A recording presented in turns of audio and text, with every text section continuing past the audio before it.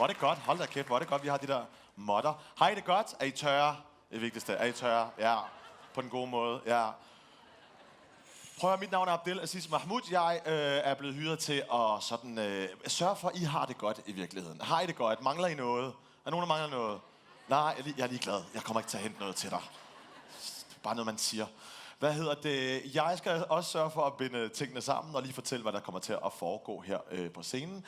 Jeg tror, I godt ved det. Det stod heroppe på skærmen lige før. Men jeg vil gerne lige prøve at præsentere for jer, hvem vi har heroppe. Og det er jo en talk, som foregår på engelsk, og det er også derfor, jeg laver den her introduktion på engelsk.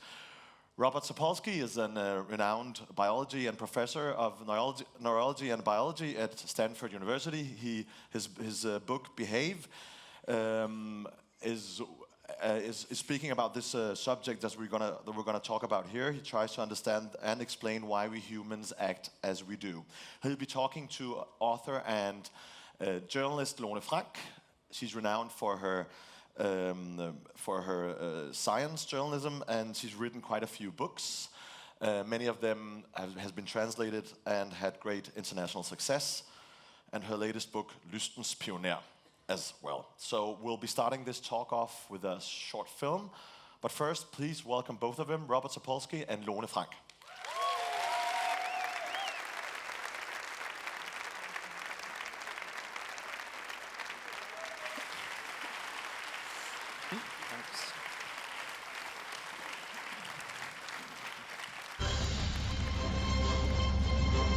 At the dawn of the 21st century, the Army began a top-secret experiment. Meet Joe Bowers, our first subject for the human hibernation experiment. As you know, this is highly classified. However, if successful, we believe humans can be stored indefinitely. However, the trial run was prone to human error. See you in a year. And Joe slept slightly longer than expected. Half a millennium, to be exact. From Mike Judge, creator of Office Space and Beavis and Butthead. Oh my God! Oh. If you were the smartest person in the world... This goes in your mouth. This one goes in your butt. Hang on a second. This one goes in your mouth. And we're stuck with the dumbest people in history. If you have one bucket that holds 2 gallons and another bucket that holds 5 gallons, how many buckets do you have? 2? What would you do? Excuse me, I'm actually supposed to be getting out of prison. You're in the wrong line. I'm the smartest guy in the world? Says who? The IQ test you took in prison. You got the highest score in history. Even smarter than President Camacho. Ladies and gentlemen, the President of America! In the year 2505. We got this guy. He's gonna fix everything. So you smart, huh? The ordinary will be considered extraordinary. I thought your head would be bigger. Idiocracy. For the smartest guy in the world, you're pretty dumb sometimes. Well, after this, welcome to everybody, and welcome to you, Robert Sapolsky. I have been looking forward to this for a long time. Well, thanks. I remember, I think I heard about you the first time maybe 15 years ago. Had to do with baboons and stress. And I recently found out that there is actually a website out there called robertsapolskyrocks.com. Okay. So more people than me are excited. We started out with this clip from the film Idiocracy. And as it turns out here in the film, it's not that human evolution has gone a good way. It's not been a positive evolution in some ways in this film. And of course, our topic for today is, what is the future of human evolution? And many people will say to themselves, well, evolution is a process that sort of, it has a direction, it goes toward bigger, better, smarter something. But as this clip shows, it could go in other directions. How does evolution work? Well, I think the first thing implicit in that horrifying film clip is evolution is still happening. There's a bit of a set of myths of the end of history has occurred, the end of evolution has occurred. evolution is still going on, and evolution is still subject to all the usual myths that there are about it. First one, that evolution is directional, that we are being meant to evolve in a particular direction, that we are evolving in a direction that's going to make us more adapted to things than we are now. What evolution is about is adapting to whatever the current circumstances are. And in that regard, another thing that evolution cannot do is be pre-adapted, planning for the future. Birds, as far as anyone could tell, they first evolved feathers for regulating body temperature, and then somewhere along the way, like some birds suddenly discovered that in fact it's a good way to jump in the air, and feathers did not evolve for flight. They were pre-adapted, not for that, they were adapted for thermoregulation. So all of this points to some sort of... So actually they were meant to be put into to covers, duvets. Yes. Exactly. And pillows. That's what they evolved for. And jacket. For American Thanksgiving dinners and things of that sort. Isn't evolution wonderful? What you see, though, in terms of, well, obviously evolution is still going to be happening with us. What are some of the obvious sort of directions of evolution for us in the coming years, centuries? There's going to be a big advantage to people who are resistant to skin cancer as the sun gets hotter and temperatures get hotter. There's going to be selection for people who are resistant to all the bacteria that are becoming resistant to our antibiotics. We may soon be back in the medieval situation where a scraped knee can be fatal to a subset of people. And that in and of itself is a wonderful example. We're not beyond the possibility of being done in by single-cell bacteria. Big, fancy, multicellular organisms are not necessarily better evolved than simple ones. Evolution is not about getting more complicated. Evolution is about running faster and faster to stay in the same place, to deal with whatever the current pressures are. But would that tell us that with, the more technology we have, the better we are at treating diseases and so on and so forth, there aren't selection pressures towards, being smarter or being more resistant to, let's say, getting diabetes? Because if you can get it treated, that doesn't mean anything for whether you have children or not, because you're going to survive to childbearing age. Yes. But we might get weaker and dumber. At least we'll get different. Clearly, I'm trying to be a little bit optimistic here. This is such a nice place, and most of what I have to say is so depressing. We see that evolution, for example, if it was 10,000 years ago, I would not have made it to reproductive age because I would have been squashed by some large mammal at some point, because this wouldn't have existed yet, and I would have thought it was a large rock or something that was sort of strangely menacing. All sorts of ways that this is happening. What you see, though, is evolution keeps slipping in the back door. For example, a phenomenon that's well recognized by now throughout the 20th century, you take populations that are getting their first exposure to westernized diet. And this has mostly been people in the developing world, indigenous populations, oceanic populations in the Pacific get exposed to westernized diets when colonial powers come in for the first time, whatever. And what do you know, within 1 or 2 generations, 90% of the population has diabetes by age 30. And this has been incredibly well studied. There's a Native American tribe in both America and Mexico called the Pima Indians. Half of them live in the United States, half in Mexico. You could not have done a better laboratory experiment with lab rats. The Mexican side has a much more traditional diet. This side eats nothing but McDonald's, and this side is suddenly dropping dead of diabetes-related diseases by age 40 or so. You suddenly see this catastrophic selection. Oh my God, a westernized diet. And this has been seen over and over. And then what you also see is by 3 or 4 generations into it, the diabetes rate begins to come down. The people who are most resistant to diabetes are making it to 60 instead of 40. and they have some more kids survive, or they leave more money for their grandkids, or some such thing. And within a century, you could see this evolutionary curve beginning to happen. And this has been seen over and over. Evolution is still occurring, unexpected ways, though. Interesting. Is there agreement among evolutionary biologists on this topic? Are there many different guesses of where could we be going with the human population?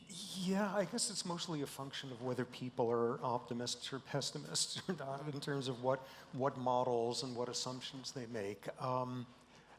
In terms of where we're heading, it's clear we're going to be more urbanized, we're going to be more anonymous, we're going to have to be more constrained by the rules of large social groups instead of small bands. And that's a very different sort of human life than we've spent 99% of our hominid history in. And that pulls out very different behaviors and very different selective pressures. I'm wondering whether we have a lot of discussion these days in most societies about the rates of mental illness. Why does everybody have depression, anxiety, OCD, autism, whatever?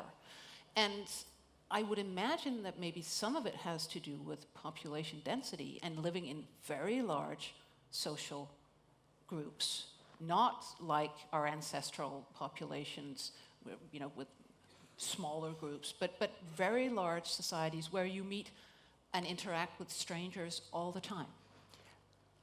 And where, on a certain level, some of my research has been sort of related to the neurobiology of depression. And sort of, in a sense, if you study depression, what supposedly is, what you're trying to understand is, why is it that 15% of us succumb to major depression at some point in our lives? What's the genetics? What's the biochemistry? All of that.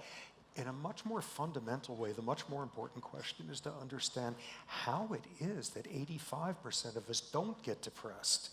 Oh, great. You actually paid money to listen to this here today? It strikes me that's the much more pertinent thing because of, look, we're a smart primate. We know we're going to die. We know that everybody we love is going to die. We know that, oh my God, you're sitting there going to sleep and your heart is beating nice and slow, and you know that someday your heart is going to stop beating and your blood is going to congeal in your toes. And we're smart enough to do that stuff. And it seems clear one of the things that had to evolve with human capacity for cognition, for abstracting over space and time into the future, all of that, is us having to evolve a spectacular capacity to deceive ourselves and to ignore reality and to rationalize away, and we're really good at it. Every one of us knows what we're supposed to be doing to be living a better life, and we're all going to do it starting tomorrow, absolutely tomorrow.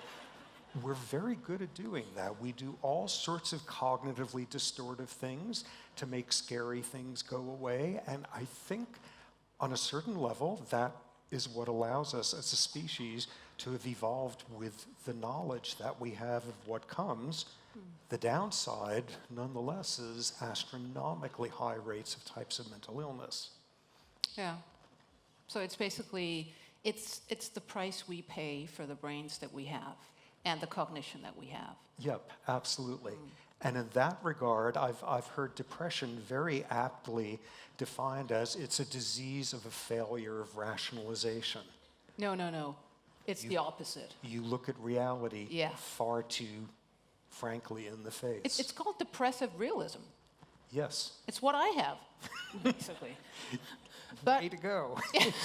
Congratulations, you were evolved. But yes, but talking about cognition and evolution, the whole field of evolutionary psychology is an interesting one, because often when you talk about the way we look at things, the way we treat each other, the way we think about things, and so on and so forth, many people have difficulties when you say, well, there are psychological traits that are shaped by evolution, through millions of years, and when we just became modern man, and so on and so forth. How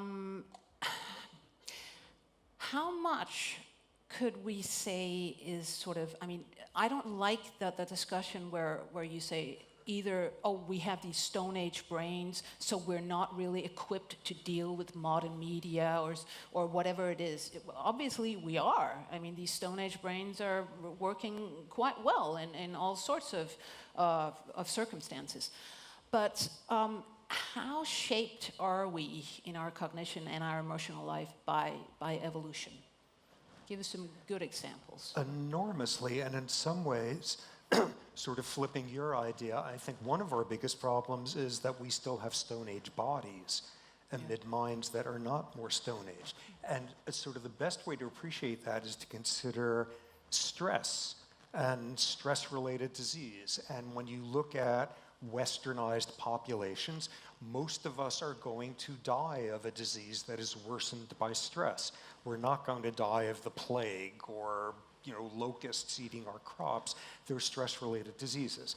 And a way of defining stress in a westernized sense is when we have a very modern perception of something being stressful.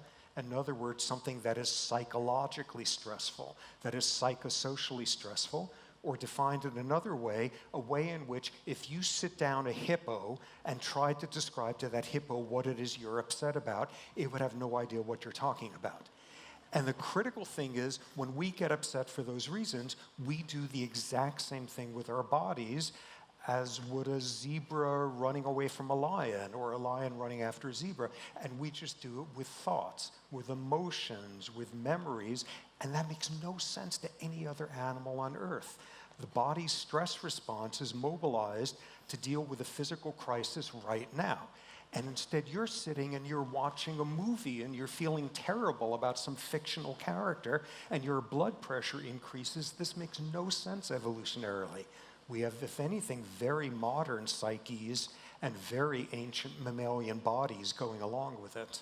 But that means with the psyche that can, accrue all this knowledge about ourselves and about our biological mechanisms, that ought to be a psyche that's really poised to, go against all these mechanisms. I mean, metacognition. Think about when you actually feel stressed out. We know that you can direct the stress response in a very, very negative way.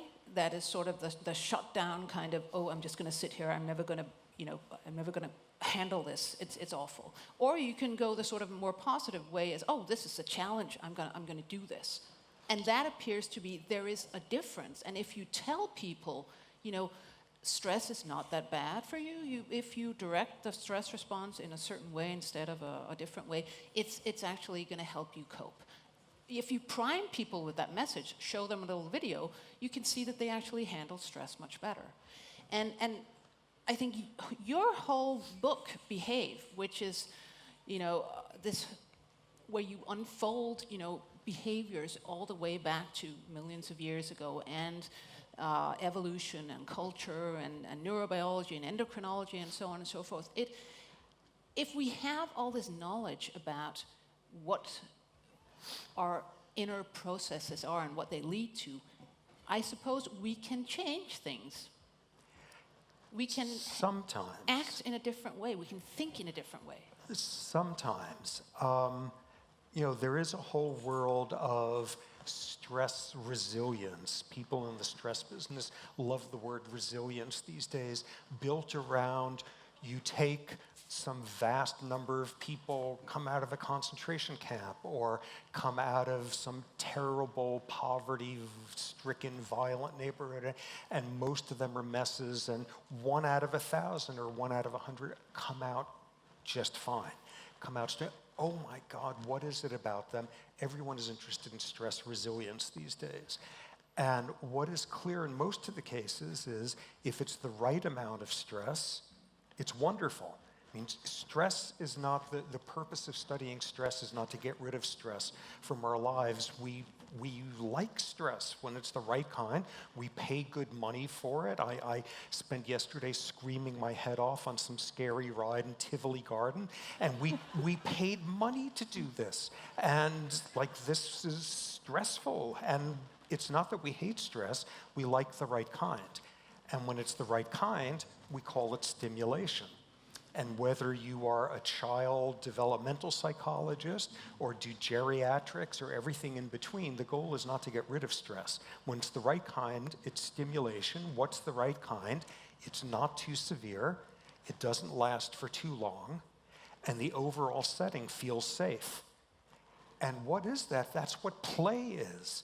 When we play, we are in a setting that feels safe, and we are willing to give up control and predictability and saying, surprise me. When you get on a roller coaster, you think maybe you'll feel a little bit nauseous afterward. Not that your head will be cut off in an accident.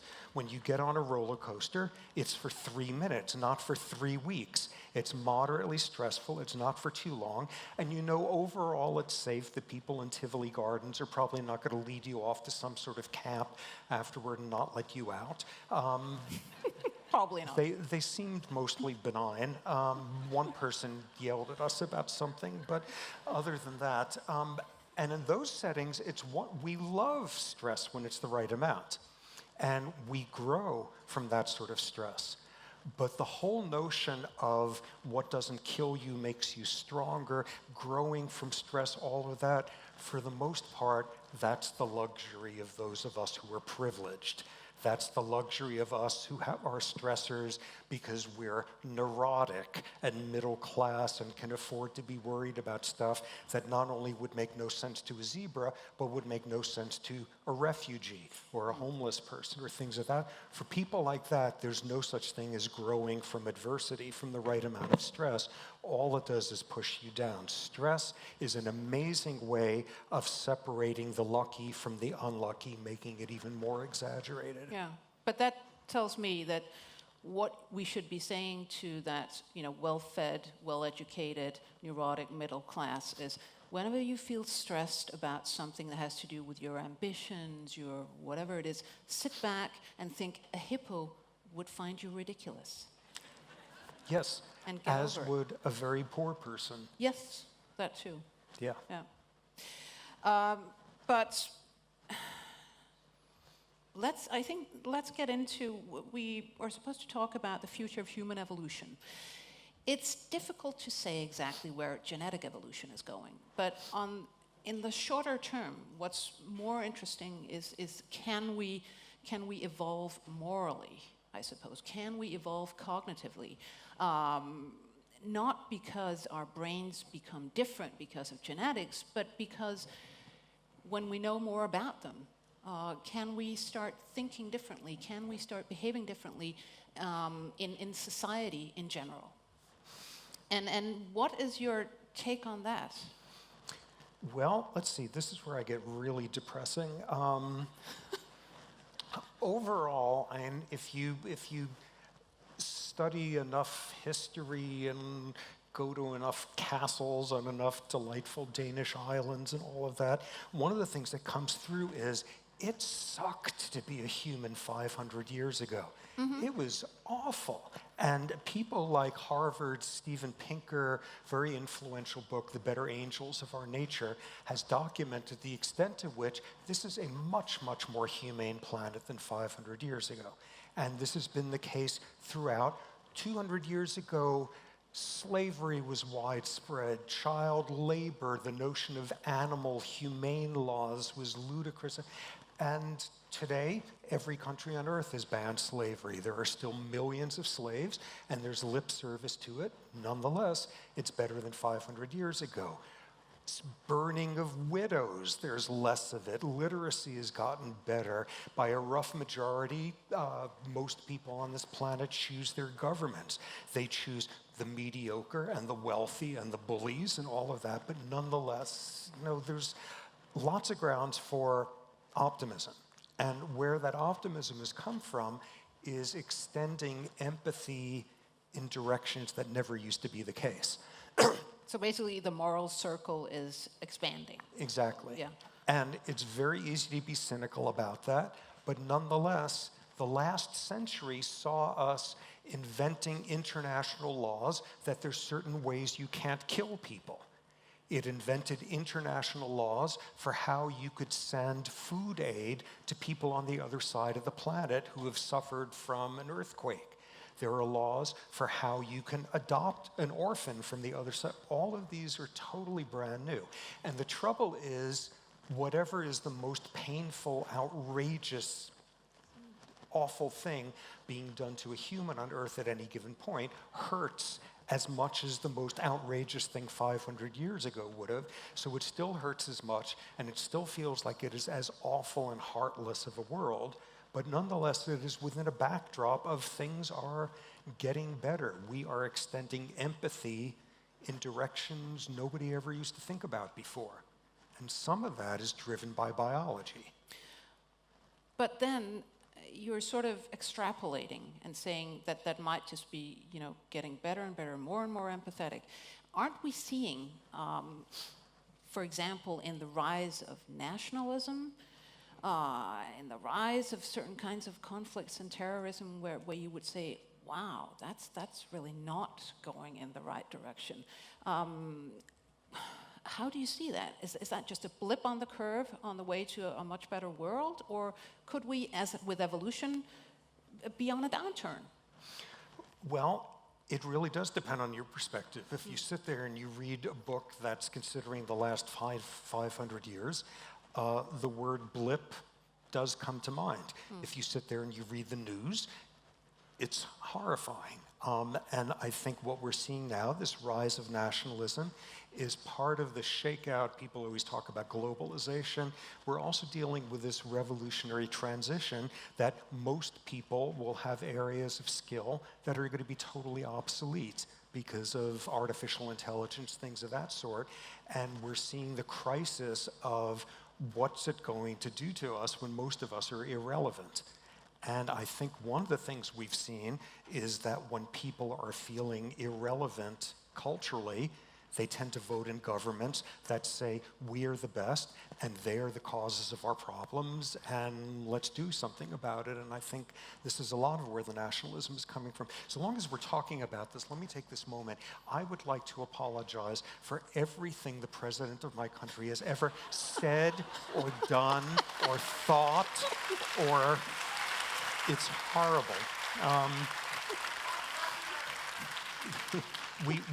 We are living in an occupied country right now. This is not our nation, and we're all considering requesting asylum in the Ecuadorian embassy in London for the next few years. But a thing like nationalism is, I would say, deeply, deeply ingrained. It's very easy for us as humans to go in that direction mentally because of evolution and because the way we're hardwired. Well, I think this is one of the more unnerving pieces of all of this. What you sort of bring us to with that question is our tendency as humans, as primates, as social mammals, to divide the world into us and them. Yeah. And this is a horrifying tendency.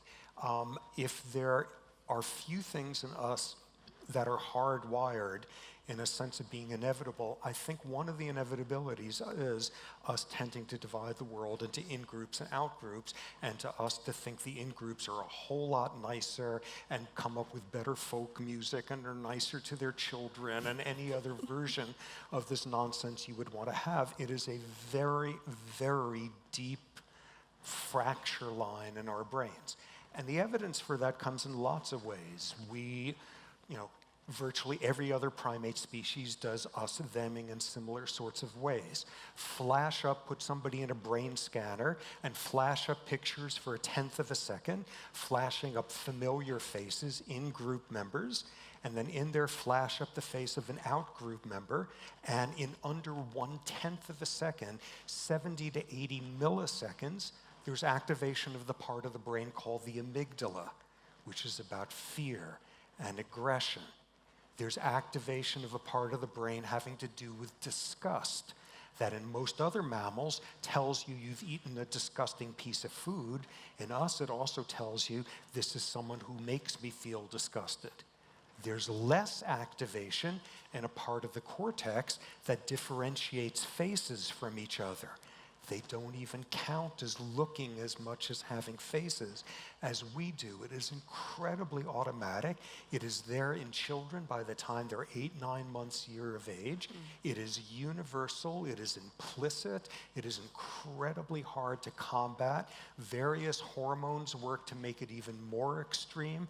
One hormone, for example, everybody, if you like endocrinology, the most wonderful hormone on earth is oxytocin. Oxytocin is this hormone. It's great. It promotes pro-sociality. If you give oxytocin to houseflies, they become better listeners. They learn how to play folk guitar, things like that. They go to anti-war rallies. Oxytocin makes you more expressive. It promotes mother-infant bonding. It promotes pair bonding. It promotes trust. Turns out that's not what oxytocin does. When you study it more closely, this is some wonderful work coming out of the Netherlands. This will be very pertinent, the work that's been done. Work by someone named Karsten de Drew in the Netherlands, wonderful work. You give somebody a classic problem in philosophy, something called the runaway trolley problem. Oh, yeah. A trolley is broken loose, it's hurtling down the tracks, it's going to hit 5 people and kill them, and you have to decide, is it okay to push somebody onto the track? They'll fall, they'll be hit by the trolley, they're going to be killed, but it will stop the trolley. Is it okay to sacrifice 1 to save 5? Utilitarian philosophy. And you get totally different answers from people depending on how you word the question. Okay. So what they did in this study was they took a bunch of freshman psychology majors at some university in Amsterdam, and they gave them the runaway trolley problem, and what they did was they gave a name to the person you had to decide whether or not to push onto the tracks. Third of the time, the name was apparently some good old boy Dutch name like Dirk or Peter or something like that. And the rest of the time, it was names from one of the 2 groups that consistently have negative associations in the Netherlands. German names, oh right, World War II, that happened, or Muslim names. And now you're contemplating this subject deciding, would you push Dirk onto the track? Would you push Otto onto the track? How about Ahmed? And what they did in that study was they gave people oxytocin. And when you give them oxytocin, they're much more likely to save the life of old Dirk or Peter, and they're jumping out of their seats to push, Mahmoud or Wolfgang onto the tracks there. It doesn't make you nicer, it makes you nicer to people who are like you. It makes you more hostile to outgroup. A hormone takes this fracture line between us and them in our brains and makes it more exaggerated. So when you look at it, it is incredibly depressing how firm us-them dichotomizing is as a species. But then I guess the question is, how big a moderator of this is culture? It's everything. Yeah, but can you actually, with culture and with upbringing, you can't take the us and them out of everyone, is what you're saying. So what can you do with culture? Well, what you see is, I think it is virtually inevitable that we divide the world into us's and them's, but we are so easily manipulated as to who counts as an us or who counts as a them. And part of it is that we all carry us-them categories, multiple ones in our heads, which means in some circumstances, that person is a them, in other circumstances, they're an us. Great example of this. This is one of these studies where you put people in brain scanners, flash up faces, and what was done, this was done in the United States and with white subjects, and if you flash up the face of someone who's African American for 1/10 of a second, in your average subject, the amygdala activates. Oh my God, this is so depressing, and this is regardless of how much that person would tell you. They are not prejudiced, they are for racial equality, all of that. In most people, in under 1/10 of a second, oh my God, this is inevitable, this is so awful. Now you do the experiment in a different way. You take that person, they're from New York City, and there's the New York baseball team. I had to read up about this to find out anything about baseball, but there's a baseball team in New York called the Yankees, and they have some team in Boston that they don't like. And now you flash up the pictures, and each face is either wearing a cap for the New York baseball team or the Boston baseball team. And if the person in that brain scanner is enough of a New York baseball fan, when they flash it up in under a tenth of a second, the amygdala activates for the baseball cap for the other team. It's not looking at skin color anymore. All you need is a base. As far as I know, baseball was invented in less than the last 1,000 years or two or so. It's not that ancient. All it takes is that cultural thing. Yeah, but and all that rewires tells us is really that we operate with different kinds of in-groups and out-groups all the time. It could be, oh, both of us have glasses. We're an us. I mean, there are some thems out there. But that experiment does not tell us that we can, say, bring up the next generation to not be so easily fooled and manipulated. Exactly. Because implicit in it is very easy to get us to change which us-them category counts as most important is to do something that every good demagogue and every good dictator understands intuitively, which is how to make the weakest out-group out there seem like the them that is responsible for all the problems. And every good, Stalin and Hitler and Idi Amin and all of those folks were brilliant neuroscientists at understanding exactly how this works.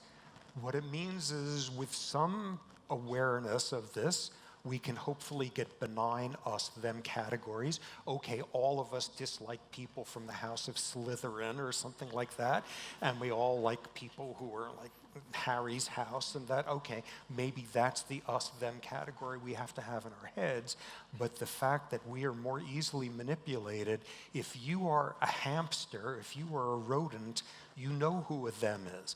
A them is someone who genetically smells differently enough from you that they are not a relative who you cooperate with. With us, it is so easy to convince us who is a them, and it could be a them who up to last year was a neighbor we lived perfectly well with. That's the danger. It could get pushed in both directions for better or for worse. Maybe we should turn to the better angels of our nature. I mean, just for a while, because it's interesting when you look back. People have always said, I believe in the people are not born bad, or they're not born like this, or they are born like this. We are born with all these potentials for doing the worst kinds of things to each other or doing the best kinds of things. So talking about empathy and the way that we can stretch empathy to all sorts of groups and to other species and to people we don't even know. I mean, that's very uniquely human. It's wonderful. I mean, every now and then you get some human kid falls into a zoo enclosure and some wonderful gorilla comes and carries the kid over to the zookeepers. Yes, we're not the only species with empathy. Scientists like Franz de Waal, this wonderful Dutch-American scientist who studies chimps and bonobos, has shown we're not the only species with empathy. There's rudiments of a sense of justice in other species. But yeah, we could do it in ways like nobody else out there. You sit there and you read about, the eruption in Pompeii and the sort of where they have to fill in where the bodies were petrified from the lava of somebody sheltering their child, and you sit about how terrified that must have been for them. And that was 2,000 years ago. We could do that for people on the other side. We could do that hearing about the last dodo bird on Earth before it went extinct, and you could feel pain by that. Yeah, we feel empathy in utterly bizarre ways by animal standards, and that could be a very good thing. Or it could be a very bad thing. Pathological empathy? Pathological empathy, where you feel the pains of the world so much that it is incapacitating. That, in some ways, is another definition of what depression is. A very interesting part of the brain called the anterior cingulate. Take your finger and somebody pokes it with a pin, and the parts of your brain that tell you, ooh, that was my finger and not my toe, they activate. The parts of your brain that say, that was a sharp pain, that was not a rough pain, activate as well. You also get activation in a part of the brain called the anterior cingulate that tells you something about what that pain means. Now you do the experiment differently. Sit you down and don't poke your finger with a pin, poke the finger of someone you love. The part of your brain saying it was my finger, not my toe, it doesn't activate. The brain region that says it was a sharp pain, not a rough pain, that doesn't activate. The anterior cingulate activates. It feels someone else's pain. It's a part of the brain that activates. For a neuron in the anterior cingulate, it cannot tell the difference between you are in pain or a loved one is in pain. So what's interesting about the anterior cingulate is in people with major depression, the anterior cingulate is overactive. You are feeling the pains of everything. And one of the most radical surgical things that could be done for severe, severe depression, deep brain stimulation. Deep brain stimulation, or if that doesn't work, you can go one step further, and this is after every drug, every type of therapy, electroconvulsive therapy have been tried. You go in and you surgically disconnect the anterior cingulate from the rest of the brain. And people feel better at this point. This is maybe 10 cases a year in the United States. This is like beyond incapacitating depression, but it tells you a pathological excess of empathy can be fairly incapacitating. Well, you could also say that if you apply your empathy, you could apply your empathy in a way where you actually do more bad than good, because you get completely focused on, I want to save this, one type of whale. So, and you end up harming all sorts of other creatures or whatever it is. Yeah.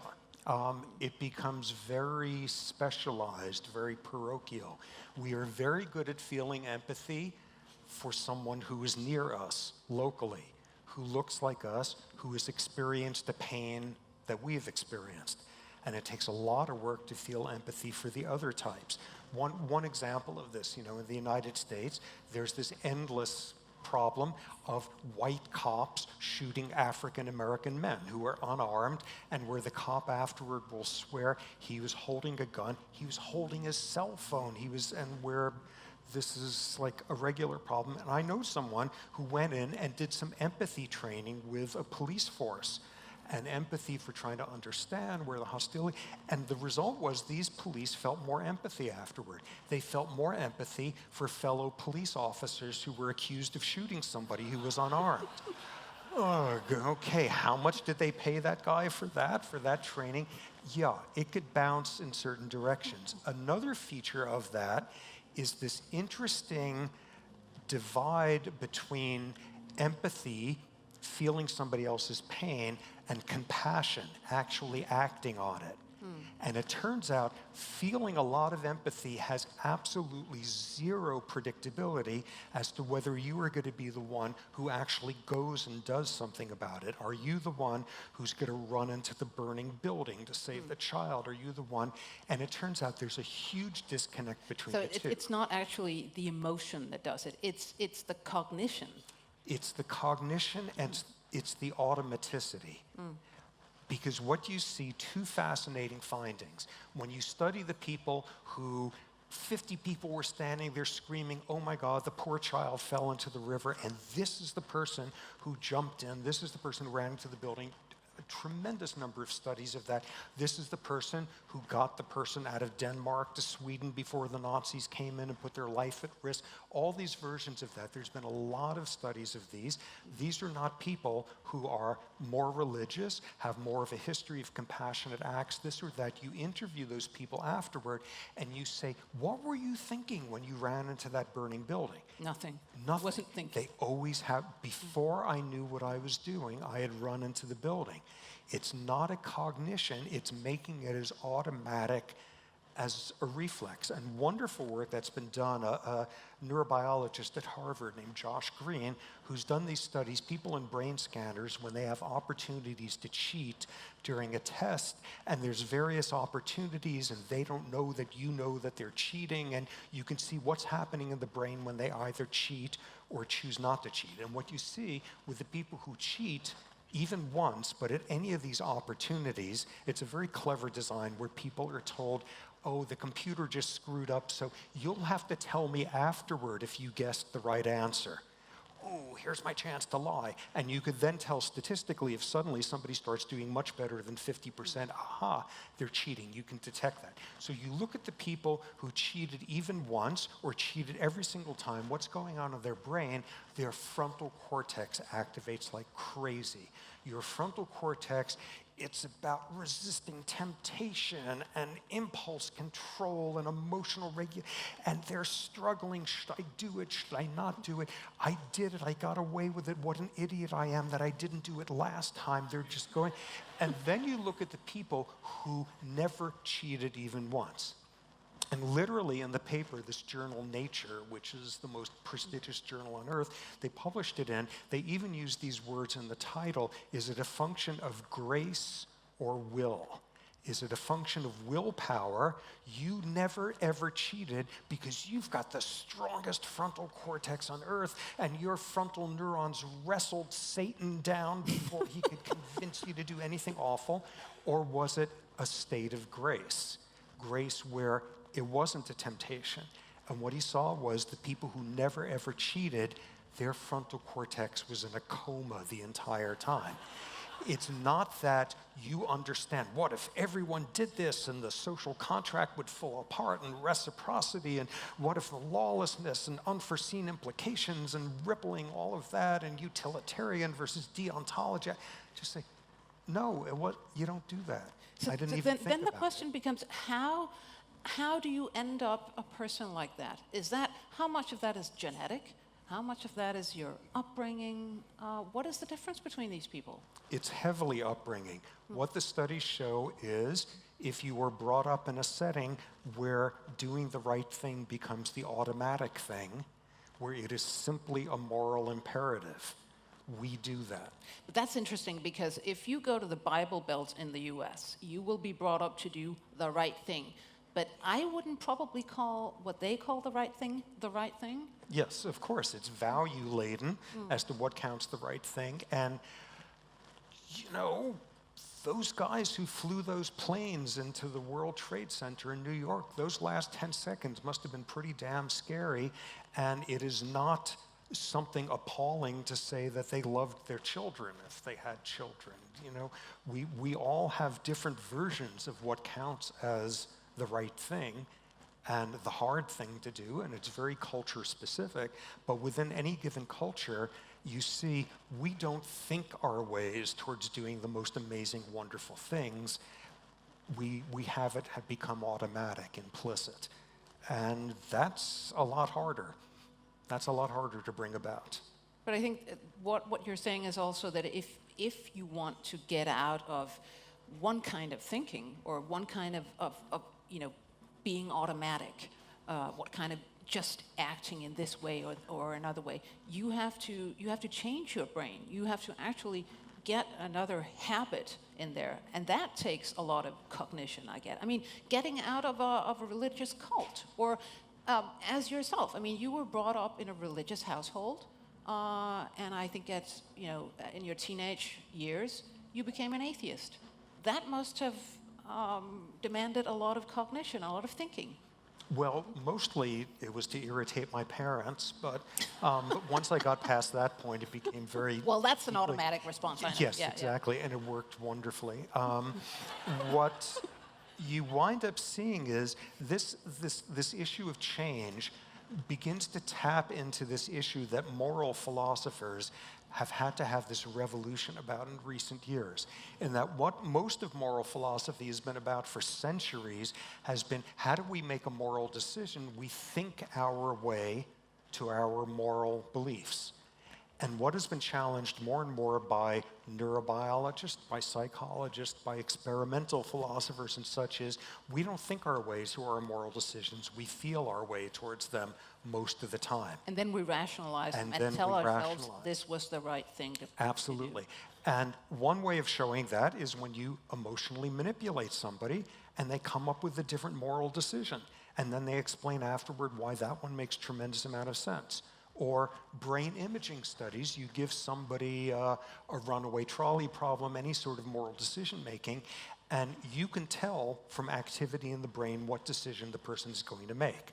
You can tell by looking in the emotional part of the brain a few seconds before you look in the cortex. The emotions tend to decide first, and the cortex comes afterward with why it actually all makes sense. And we know this divide between the emotional and the cognitive when you have somebody sitting there saying, I can't quite tell you why, but when they do that, that's wrong. That's just, I've just thought of why it's wrong. Here's why it's wrong. That's being driven by emotions, by fear, by anxiety, by disgust, by fear of novelty, by fear of ambiguity. And I think what that leads us to in terms of this issue of change is you cannot reason somebody out of a belief that they were not reasoned into in the first place. You have to understand the emotional roots of where it came from. And in a sense, that's where, like, the educated intelligentsia in America discovered 3 years ago where in hell Donald Trump came from, who elected him. It is people who are afraid and angry and peripheral and feel irrelevant and resentful, and this used to be our country before all these people who our grandparents warned us about suddenly started taking over our cultural relevance. And like, you can't reason somebody out of, you have to address what the emotional roots are, because that's where we're making most of our decisions from. I thought you were just going to say you have to beat them. That too. Please. A very last question to go out on, and maybe this can be on a more positive note. What would you say is the most interesting thing about human beings? Well, the societies they could construct. You guys have a fairly nice one. If you ever spend time around American liberals, you will get so sick of the fact, like if somebody says, wow, great brand of toilet paper you had in the bathroom I just discovered. Where's it from? Did the Scandinavians make it? Like, everything you people do makes wonderful sense compared to where we are. God, if only we can have this like the people in Scandinavia. You guys are so sane. It is so impressive. Like, I know you have problems. I know you probably hate your neighbor and you feel embarrassed to admit that, and it's against the law or something to say that. But like, seeing, how far, I mean, in the 18th century, the Swedes were real assholes. They were awful to like you guys and the Russians and the Poles. And look at the Swedes now. And They're still awful. Now. What are you talking about? Oh, okay. Oh, that's right. I'm in Denmark. Oh, right. That's right. Well, at least they're not awful to, they don't even, maybe they still want to steal some incredible tapestry from some castle here and keep it in Stockholm for centuries to come.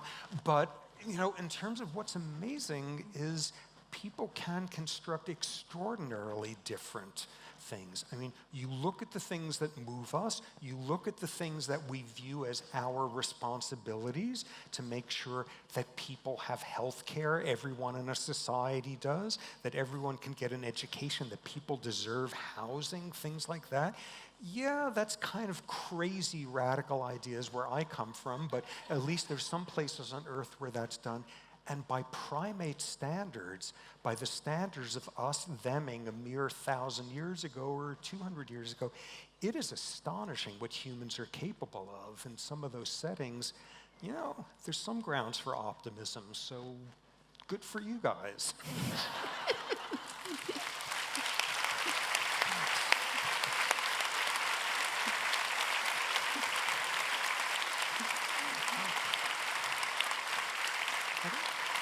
Robert Sapolsky? It was very nice to meet you and talk to you here at Heartland. Thank you. Likewise. Thank you.